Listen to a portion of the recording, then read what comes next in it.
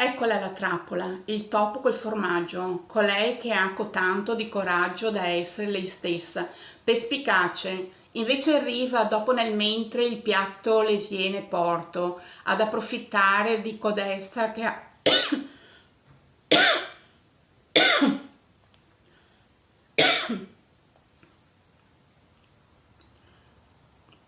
ad approfittare di codesta che ha cotanta bravura di dirigere tutti in caduta libera, tanto che non ci si accorge di essere nei miei occhi, perché l'intelligenza non fa sesso.